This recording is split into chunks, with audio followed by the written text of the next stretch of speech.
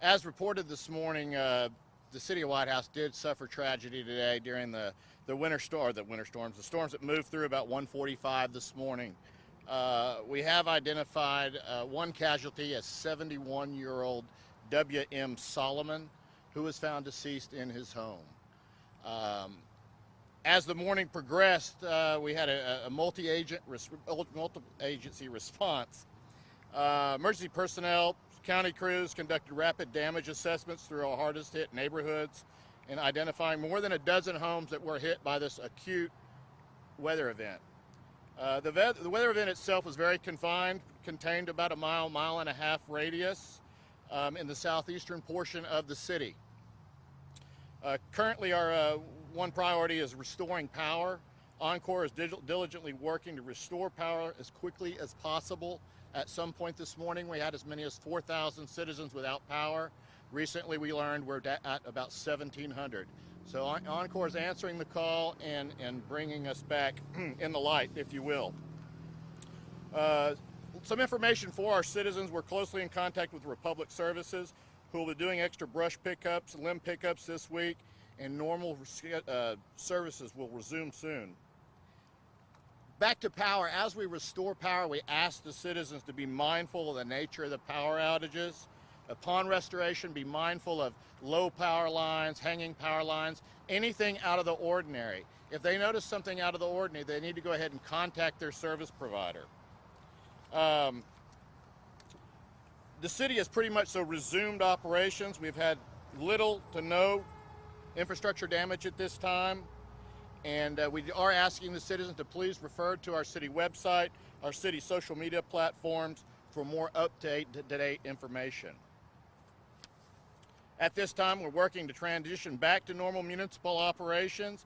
I'm confident by tomorrow we'll be at 100% operations for the municipality.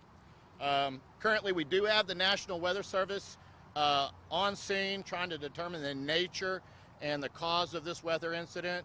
We'll have that further upon their opinion. And also, at this time, the city has not filed a formal disaster declaration. The concise acute hit area was, although very significant to those impacted, it's not of a magnitude that would warrant a disaster declaration and meet disaster assistance criteria. I want to go further on to say to all the agencies that responded and assisted the city of Whitehouse and its citizens today, my deepest appreciation to all of them. It was a team effort, and it's a community like this and a county like this that makes this place a great place to live. At this time, I'm going to turn over to Mayor James Wansley. He has some comments for you. Thank you all for coming to the city to check on us today. I want to say that our prayers are with the citizen that we lost in the wee hours of the morning whenever the storm pushed a large tree onto his residence. We lost a neighbor, we lost a friend, we lost a citizen in Whitehouse, and we're in mourning over that loss. Along with that tragedy, the storm brought down power lines. It brought disruption of power service. It brought traffic impedance, and it brought property damage to the heart of the city of Whitehouse. And I'm proud of how we responded. Chief Madison and his crew, they have emergency response scenarios for things exactly like this that they can take and put into action at a moment's notice. They can coordinate with the agencies that are adjacent to the city to help make sure that all the resources that we need are in place. And we saw evidence of that. So as soon as this storm was deemed to be a danger to the community, they took action, and they were here, I'm sure, just as some of you were dozing off this morning, setting up their command station and starting to organize resources and personnel to prepare for the worst and to go ahead and react to whatever actually came. So I want to thank all of our interagency partners right quick. Smith County ESD2, Smith County Emergency Management Team, Smith County Road and Bridge, Smith County Judge Nathaniel Moran was here on site.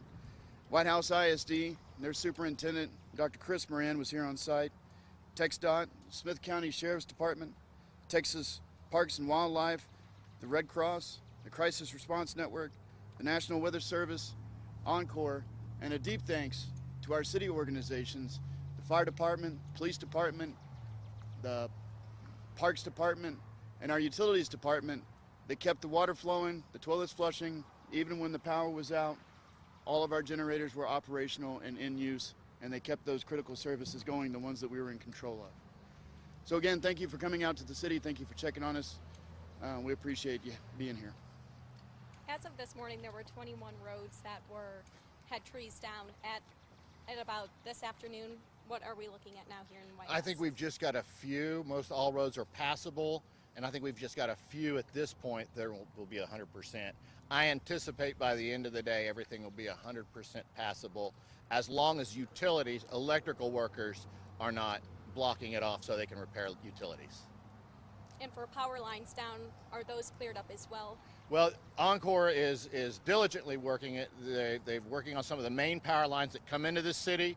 There's several trucks on scene now. As soon as they fix the major problem, they'll be able to dispatch throughout the city to fix all the smaller service lines that need to be repaired.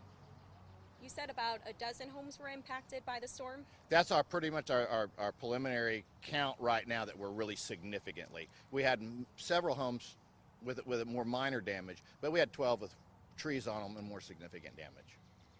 Now, as far as you had the death, how many injuries have y'all had reported? So other than this one isolated incident, we have not had any other injuries or any other casualties. In the name of the RV park where the death happened, is there a name for that place? I do not believe so. I have a question for the mayor. Yes, sir. So I was at the RV park, and there are several residents that that are on oxygen tanks and are left without power. Is there anywhere in the city right now that they can go to if they need that power for that supply? Oh yeah, we have multiple locations that we would gladly host anybody that needs access to power, water, any emergency services for sure. And what are some of those locations? Well, here is one of them. We have the rec center that was set up as a transitionary location. We actually had a bus show up to that location this morning for any residents that wanted to load up. It was kind of a testament to our partnership with WISD. They were able to dispatch that so quickly. We didn't have any residents take us up on it, but that was there. We hosted 2 families, 2 full families, and a few others in the rec center this morning. And they were given provisions while they waited. Although that building doesn't have access to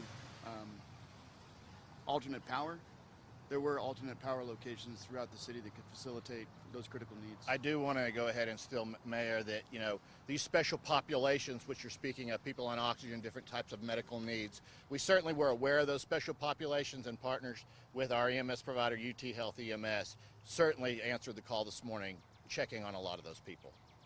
A message to the citizens who may want to be out just looking around, sightseeing, Encore's out and everything, a message for them maybe to... So a message to them, number one, at this point, treat any wire on the ground as a live wire and stay away, period. Secondly, be aware of your surroundings. Be aware of anything that's changed in or around your house once the power's restored. We don't want to have any kind of secondary tragedy once power's restored, because the storm has altered the physical characteristics of electrical systems and power at the house. And if you see any limbs in the road, pick them up. And for the resident who was killed, can you say and spell his name? At W.M. Solomon, S-O-L-O-M-O-N. And the official cause of death? At this time, it's not determined. Mayor, it's times like these where you always see communities come together, helping each other out. Have you seen that? And can you talk about how you've seen Whitehouse kind of help each other and come together, maybe passing out water or doing things like that? Yeah, I saw evidence of it here. I saw evidence of it on location early after the incident. I rode with the police and toured the different affected areas, and you saw it at every intersection. You saw when our police were pulled over, that citizens would come up and ask them if there's anything that they could do. And we saw it here at the rec center. We had a single dad here with his two young kids, just trying to get them some shut-eye, thinking there was still going to be school the next day, just trying to settle them down with everything going on, and people over there helping him get them wrangled. Yeah, it's a great community. You can't ask for a better community when your back's against the wall than the city of Whitehouse. We look for ways to help each other. You know, Mayor, there's one other group that we didn't recognize, and that's the Whitehouse Ministerial Alliance. And they have a huge role in our emergency management planning. And just like the mayor was speaking of, the planning for temporary sheltering and getting people out of inclement weather and whatnot, they play a huge role in that with our different churches here in our community. So y'all do have shelters that are open up for people? They're temporary shelters. That way, we've got it planned right now. After a 24-hour period, in an event that extended that long, we would seek alternate shelter and housing and provisions for them.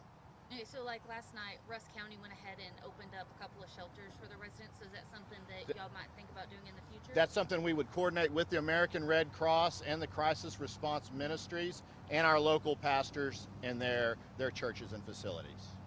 Now, you mentioned school earlier. Will there be classes tomorrow? Will there be any delays? At this point, we have been, we closed school today. I think our roads are going to be passable. The biggest factor will be has power been restored to all the schools?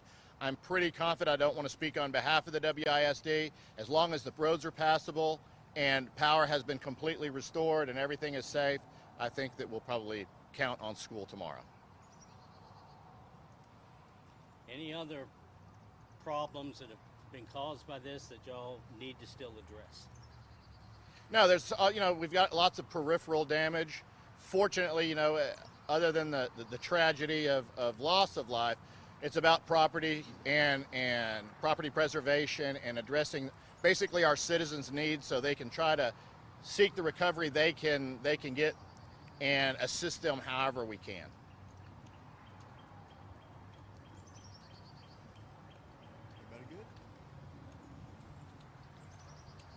Thanks, y'all. Yeah, thank you all Thank for you. coming.